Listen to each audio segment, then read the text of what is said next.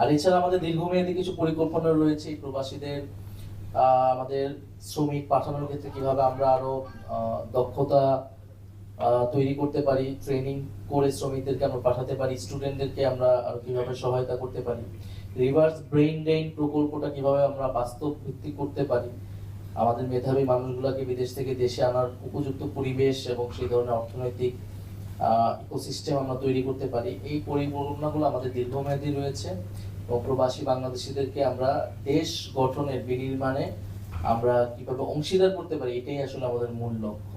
আচ্ছা, আপনি প্রবাসীদের, আপনার 2 দিনে আপনার বক্তব্য শুনেছে, আপনি প্রবাসীদের অবদানের কথা আপনি স্বীকার করছেন। আপনি নিজেও সরকারে ছিলেন। সম্প্রতি যে জুলাই ঘোষণাপত্র যেটা প্রকাশ করা হলো, সেখানে প্রবাসীদের অবদানের কথা উল্লেখ করা হয় নাই।